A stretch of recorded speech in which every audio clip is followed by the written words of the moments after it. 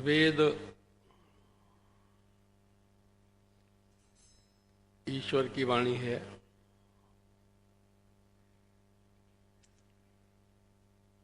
दुनिया लोगों को लगभग भूल चुकी थी वेदों को।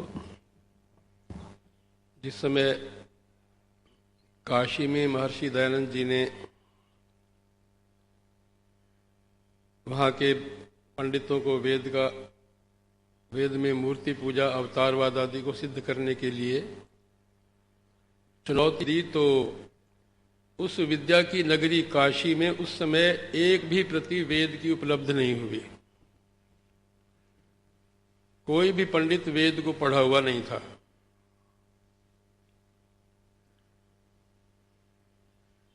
महर्षि दयानंद जी ने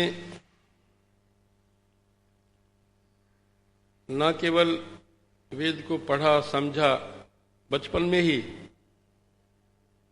उन्हें अथर्ववेद कंठस्थ करा दिया गया था।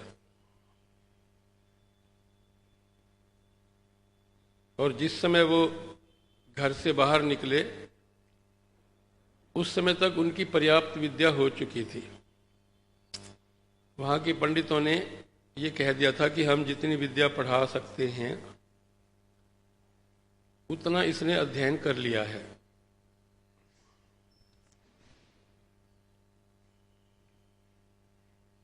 गुरु विरजानंद जी के पास विद्याध्ययन करने के बाद स्वामी जी ने आगरा में डेरा जमाया। वहाँ एक उद्यान में रहते थे वो और खूब अध्ययन करते थे और धर्म का निर्णय करने का प्रयास किया उन्होंने 2 साल की अवधि में। और वो इस निर्णय पर पहुंचे कि वेद ईश्वर की वाणी है। सारे ऋषियों ने इस बात को स्वीकार किया है। वेद के महत्व को सबने स्वीकार किया है, चाहे वो उपनिषदकार हों, चाहे वो दर्शनकार हों, चाहे वो सूत्रकार हों। सभी ऋषियों ने वेद को ईश्वर की वाणी और सब सत्य विद्याओं का पुस्तक स्वीकार किया है। गीता में श्री कृष्ण अर्जुन से कहते हैं, ओम तत्सत् इति निर्देशो ब्रह्मणस्त्रिविधः स्मृतः ब्रह्मणास्तेन वेदाश्च यज्ञाश्च विहिता पुरः। हे अर्जुन, ईश्वर जो है वो 3 प्रकार से जाना जाता है। वो 3 प्रकार हैं, ओम, तत् और सत। इन 3 नामों से जाना जाता है ईश्वर। राम शिव आदि नाम नहीं उन्होंने लिए। ईश्वर का परिचय ओम, तत् और सत से दिया। और ये कहा कि उस ईश्वर ने क्या किया, कहा कि ब्रह्मणास्तेन वेदाश्च यज्ञाश्च विहिता पुरः। कि उस ईश्वर ने जब सृष्टि का निर्माण कर दिया, मनुष्य का निर्माण कर दिया, तो मनुष्यों के मार्गदर्शन के लिए उसने वेदों का और यज्ञों का विधान कर दिया। वेद का विधान, यज्ञ का विधान। यज्ञ से तात्पर्य ये हवन वगैरह नहीं है। यज्ञ से तात्पर्य है मानव के जीने की पद्धति। वेद के अनुसार जीवन की जो विधि है उसका नाम यज्ञ है। तो इसका विधान परमात्मा ने कर दिया। अर्थात गीताकार को भी यही इष्ट है कि वेद ईश्वर की वाणी है। और क्योंकि ईश्वर निर्भ्रांत है, ईश्वर में कोई भ्रांति नहीं है और सर्व विद्यामय है, ईश्वर में सारी विद्याएं हैं। इसका हमको वेद से भी पता चलता है, सृष्टि से भी पता चलता है। और महर्षि दयानंद जी ने इस बात को देखते हुए कहा कि निर्भ्रांत ईश्वर की निर्भ्रांत वाणी, और ईश्वर जो है वो सर्व विद्याओं से युक्त है, इसलिए वेद भी सभी विद्याओं से युक्त है। उन्होंने आर्य समाज का पहला नियम बनाया, वेद सब सत्य विद्याओं का पुस्तक है। वेद का पढ़ना, पढ़ाना और सुनना, सुनाना सब आर्यों का परम धर्म है। जो पढ़े और पढ़ाए जो नहीं पढ़ सकता वो सुने और ग्रहण करके सुनाए, ये परम कर्तव्य ठहराया महर्षि जी ने। वेद के बारे में जब सब सत्य विद्याओं का पुस्तक है तो कोई व्यक्ति सारी सत्य विद्याएं ग्रहण कर सकता है क्या? नहीं कर सकता। और वेद में ईश्वर की सारी विद्या आ गई है क्या? उत्तर है नहीं आ गई। वेद में कितनी विद्या आई है? जितनी मनुष्य को ईश्वर के प्राप्त करने के लिए अपने जीवन के या जीवन का जो क्रम है उसके लक्ष्य को प्राप्त करने के लिए जितनी विद्या आवश्यक, उतनी विद्या वेदों में दी गई है। मैं सोनीपत में प्रवचन कर रहा था, मेरे पास ही धर्मवीर जी बैठे थे, परोपकारिणी सभा के प्रधान। तो एक व्यक्ति ने प्रश्न पूछ लिया कि वेद में सारी विद्या आ गई है क्या? मैंने कहा नहीं। तो धर्मवीर जी ने चुपके से कहा, बहुत अच्छे आदमी थे वो, उन्होंने कान में कहा कि ये जो उपनिषद वाक्य है, सर्व ज्ञानमयो हि सः अनंता वै वेदाः, इनका क्या अर्थ करोगे? कि वेद जो है वो सारे ज्ञान का भंडार है और वेद अनंत हैं। तो वेद शब्द का अर्थ ज्ञान है। वैसे 4 अर्थ हैं वेद के, विद ज्ञाने, विद विचारणे, विद सत्तायाम, विद लाभे। 4 अर्थ हैं, ज्ञान, विचार, सत्ता और लाभ। 4 अर्थ वेद के हैं। और वेद का जो मंत्र है, प्रत्येक मंत्र पर ऋषि का नाम लिखा हुआ है। किसी मंत्र पर 1 से अधिक ऋषि भी लिखे हुए हैं। ऋषि किसको कहते हैं? जो मंत्रों का दर्शन करता है, जिसने मंत्र का दर्शन कर, बनाए नहीं। मंत्र के बनाने वाले तो कोई ऋषि नहीं है। मनुष्य मंत्र का निर्माण नहीं कर सकता। अभी मैं रोजड़ में था, स्वामी सत्यपति जी का देहांत हुआ, तब आया था मैं। तो वहां पर यह चर्चा चलने के लिए कि मनुष्य तो श्लोक बना सकता है, कविता बना सकता है, पर वेद का मंत्र नहीं बना सकता। और जो ऋषि होता है वो पारदृश्वा होता है, उसने वेद के मंत्र का सारा ज्ञान प्राप्त कर लिया होता है।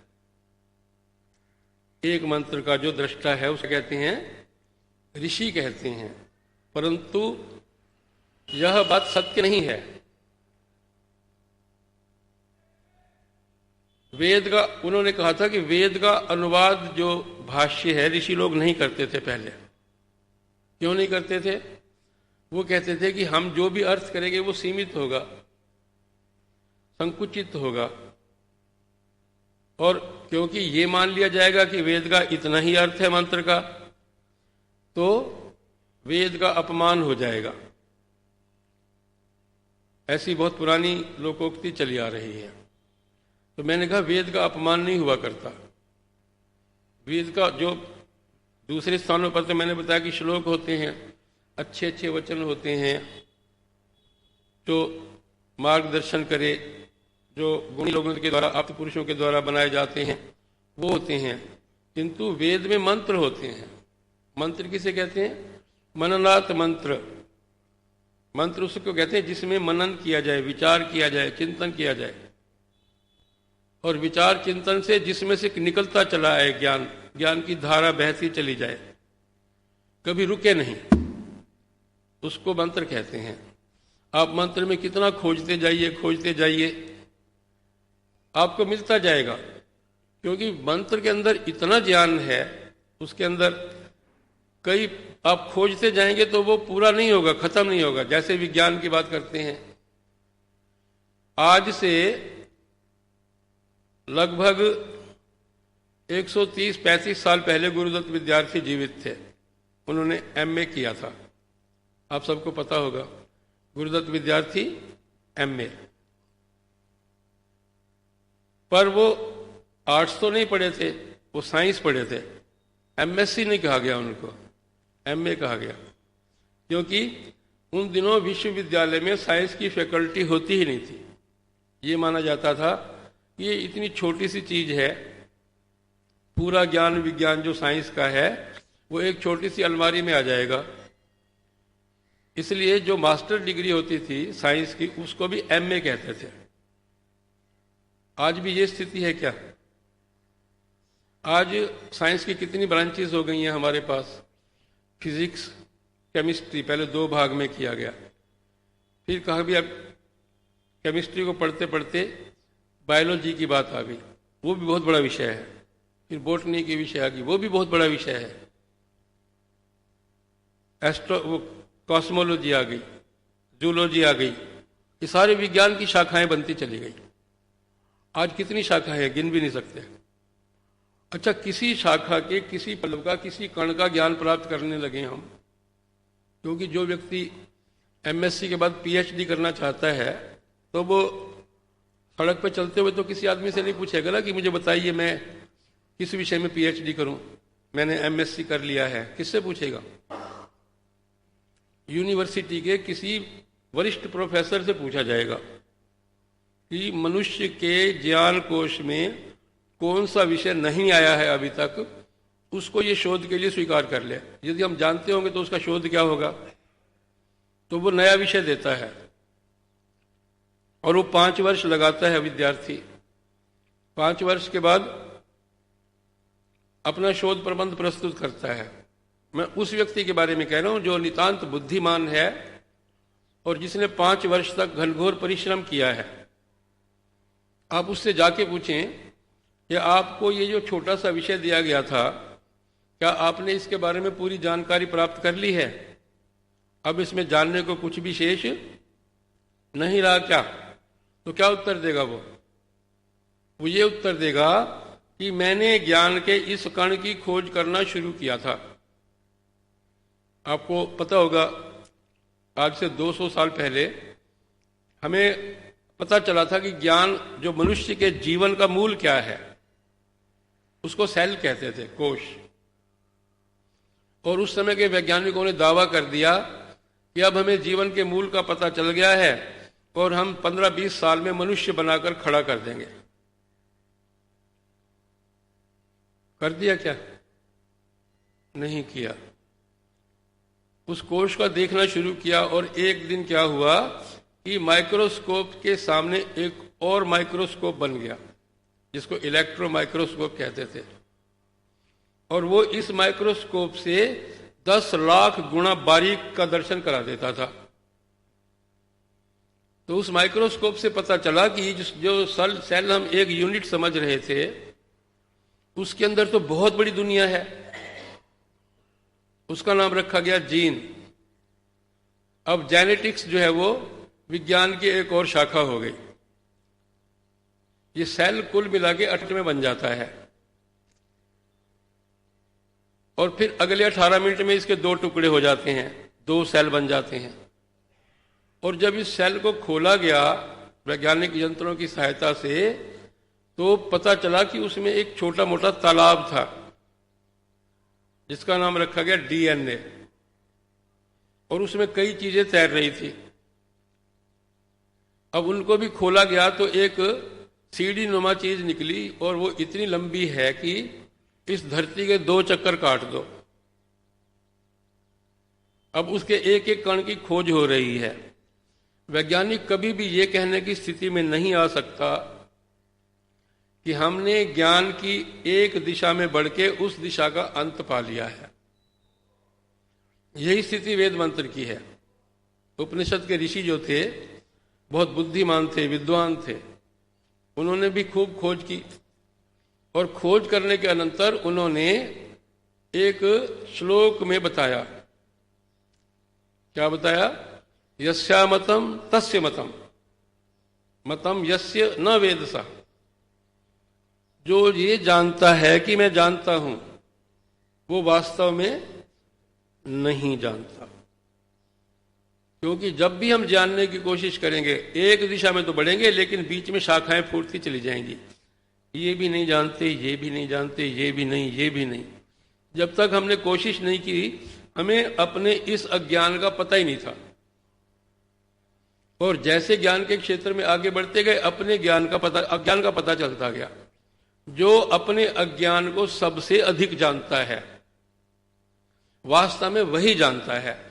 ज्ञान का कोई अंत नहीं आया करता, होता नहीं है ये नहीं कह सकते हम, क्योंकि जितना ज्ञान विज्ञान है वो निश्चित है, ना बढ़ सकता है ना घट सकता है, लेकिन हम उसका सिरे पे पहुंच जाएंगे ऐसा नहीं कह सकते। लेकिन ज्ञान का जो हम एक कण भी खोजते हैं, नया कण खोजते हैं, वो संसार का उपकार करने के लिए बहुत अधिक होता है। जिसने इलेक्ट्रिसिटी की खोज की थी, क्या उसको पता था कि मैं संसार का कितना उपकार कर रहा हूं? नहीं पता था। लेकिन क्या इलेक्ट्रिसिटी के बारे में आज भी हम पूरा जानते हैं? उत्तर है नहीं जानते। इसलिए जो काशी हिंदू विश्वविद्यालय है उन्होंने अपना लोगो बनाया। लोगो माने पहचान का चिन्ह।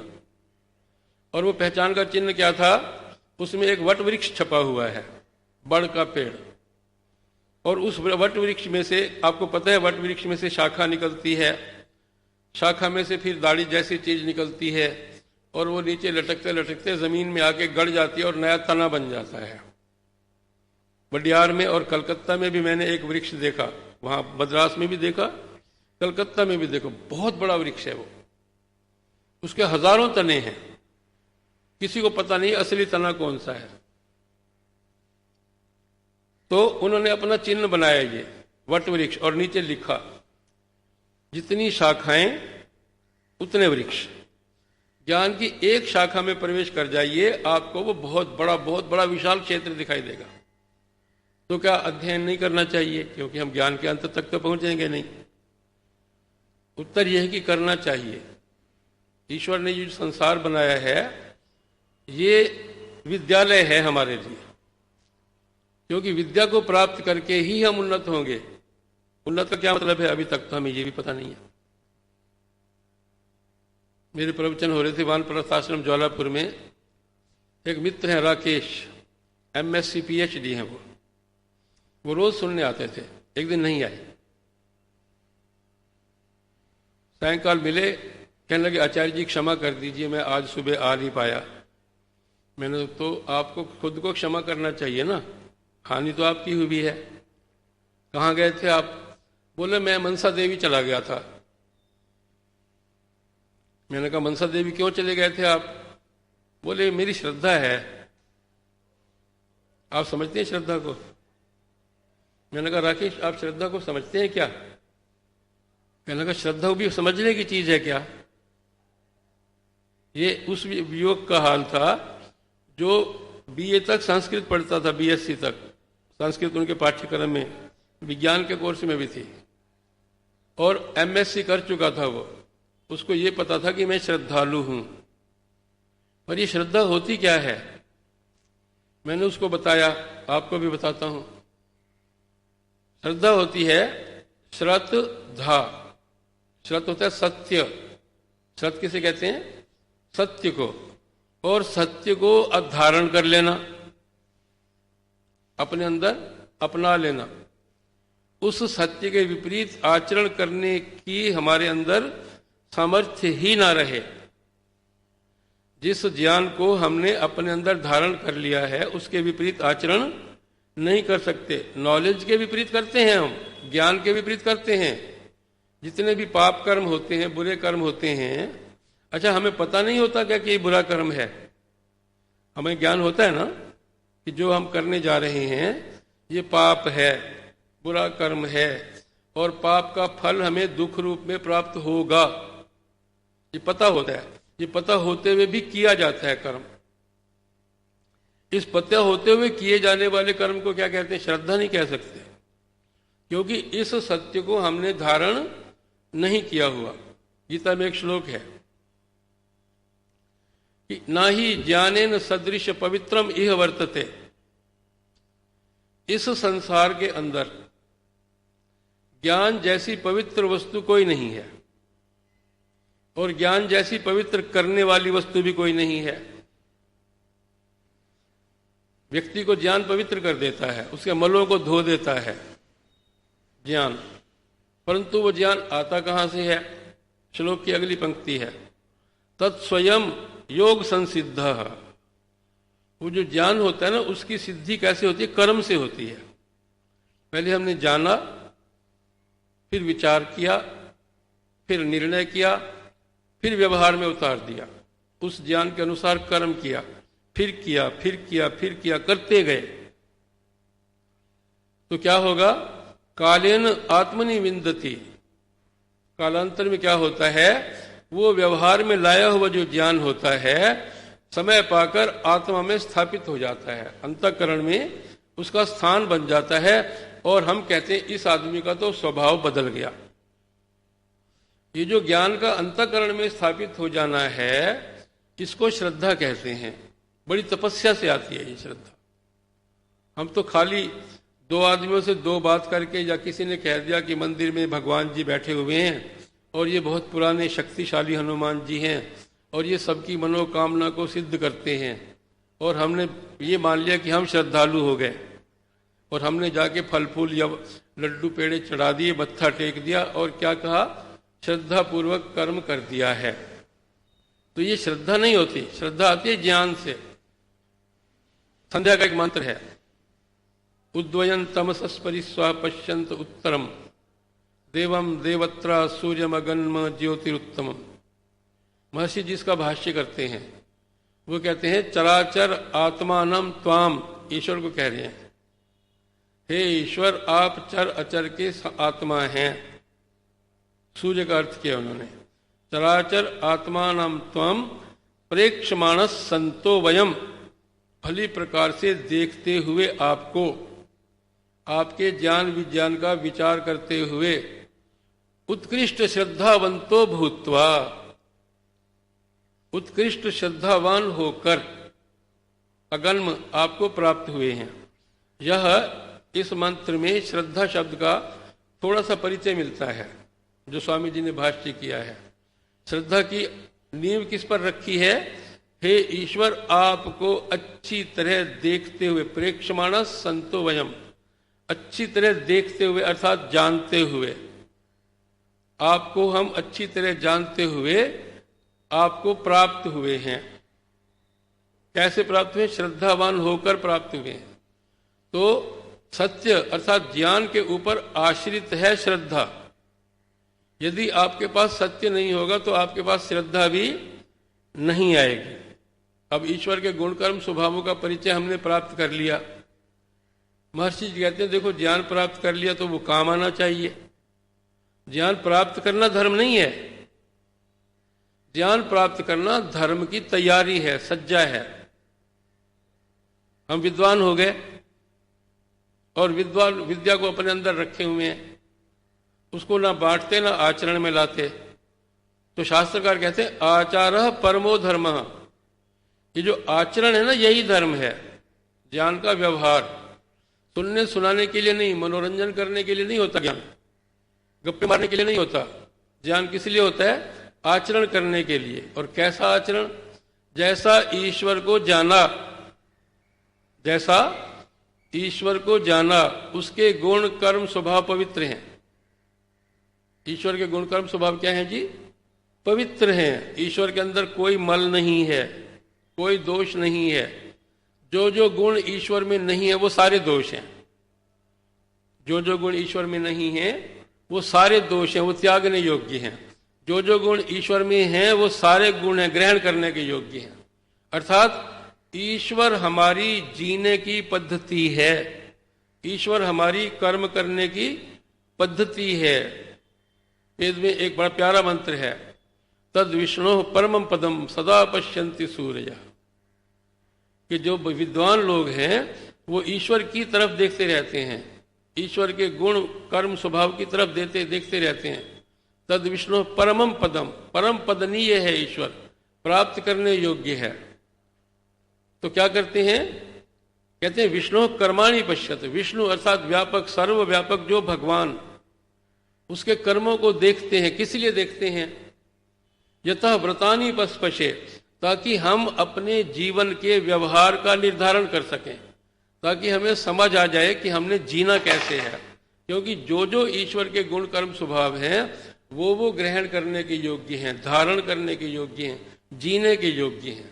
और ईश्वर को जानने का प्रयास नहीं किया हमने, ऋषियों के ग्रंथों का अध्ययन नहीं किया, स्वाध्याय नहीं किया, चिंतन नहीं किया, मनन नहीं किया, निधिध्यासन नहीं किया, साक्षात्कार नहीं किया, व्यवहार में नहीं उतारा, उसके अनुसार अपना जीवन नहीं बनाया। ईश्वर जो है वो जानकर अपनाने की चीज है, ग्रहण करने की चीज है, धारण करने की चीज है। अगर हम ईश्वर से प्रभावित नहीं हुए, हमारा आचरण ईश्वर से प्रभावित नहीं हुआ, हमारा व्यवहार ईश्वर से प्रभावित नहीं हुआ, तो ईश्वर को जानना जनाना भी बेकार हो जाएगा। इसलिए ईश्वर को जानना जनाना बहुत आवश्यक है, और उसके लिए जरूरी है कि हम स्वाध्याय करें, नित्य स्वाध्याय करें और ज्ञान विज्ञान को प्राप्त करें। जितना ज्ञान प्राप्त करेंगे उतना ईश्वर के निकट पहुंचे होंगे, क्योंकि गुण कर्म स्वभाव ही तो होता है ना व्यक्ति का, जो परिचय होता है व्यक्ति का परिचय। ये रमेश कुमार जी हैं, ये परिचय नहीं है, केवल नाम जान लिया हमने, लेकिन उसके गुण धर्म जान लिए तो क्या पता चला। अब हम रमेश कुमार जी को जानते हैं कि वो बड़े नेक आदमी हैं, धर्मात्मा हैं, सदाचारी हैं। ईश्वर के जो जो गुण कर्म स्वभाव हैं उसके अनुसार इन्होंने अपने गुण कर्म स्वभाव बना रखे हैं, या जो ईश्वर के गुण कर्म स्वभाव के विपरीत होता है उसको निर्गुण स्तुति, निर्गुण प्रार्थना, निर्गुण उपासना कहते हैं। महर्षि दयानंद कहते हैं कि वैसे वैसे गुण अपने भी ना होने दे। जो जो गुण ईश्वर में नहीं हैं वो हमारे भी नहीं होने चाहिए, और जो जो गुण ईश्वर के हैं वो हमारे भी होने चाहिए। इसके लिए जो परिश्रम किया जाता है, स्वाध्याय किया जाता है, ईश्वर को जानने का यत्न किया जाता है, वही हमारे जीवन को वास्तव में पवित्र बनाता है। इसलिए महर्षि दयानंद जी ने आर्य समाज के तीसरे नियम में कहा, वेद का पढ़ना पढ़ाना और वेद का सुनना सुनाना सब आर्यों का परम धर्म है। परम धर्म को जो परम धर्म क्या है? आचार। और आचार कहाँ से आएगा? वेद के ज्ञान से आएगा, ईश्वर के गुण कर्म स्वभावों को जानने से आएगा। और हमारी जो सबसे बड़ी प्रार्थना होती है वो होती है भर्गो देवस्य धीमहि, कि हम ईश्वर के भर्ग को धारण करें। भर्ग का अर्थ ऋषि ने किया गायत्री मंत्र में, कि कहा कि तव यत भूर्भुवः स्वः वर्णीय भर्गः अस्ति तत्वयम धीमहि दधेमहि धरेमहि तस्य धारणम वयम कुर्वीमहि, कि आपका जो भुवः स्वः रूपी भर्ग है ये वर्ण करने के योग्य है, इसको हम विचार करें, चिंतन करें, निर्णय करें और धारण करें, और इसके अनुसार अपना जीवन बनावें। ये गायत्री मंत्र का तात्पर्य है। आशा है आप मेरी बातों पर विचार करेंगे, और विचार करेंगे तो स्वाध्याय में प्रवृत्त हो ही जाएंगे। ये नहीं समझना चाहिए कि मेरी आयु बड़ी हो गई है। आयु बड़ी कुछ नहीं होती। क्यों नहीं होती?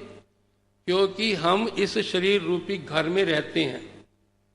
गीता में कहा नव द्वारे पूरे देहि, हम इस घर में रहते हैं, और घर तो फिर बदल लिया जाएगा, हम तो वैसे के वैसे रहेंगे।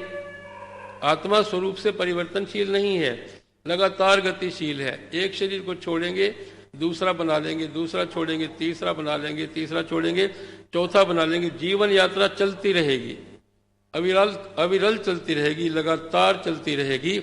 इसलिए व्यक्ति को यह सोचना नहीं चाहिए कि मैं बूढ़ा हो गया, अब पढ़ने का क्या फायदा है, अब स्वाध्याय करने का क्या फायदा है।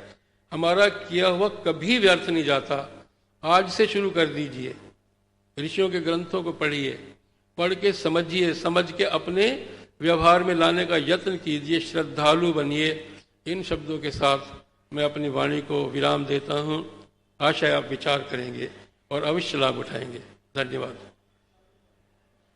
ओम द्यौः शान्तिरन्तरिक्षं शान्तिः पृथिवी शान्तिरापः शान्तिरौषधयः शान्तिः वनस्पतयः शान्तिर्विश्वे देवाः शान्तिः ब्रह्म शान्तिः सर्वं शान्तिः शान्तिरेव शान्तिः सा मा शान्तिरेधि। ओम शान्तिः शांति शांति। सबको नमस्ते जी।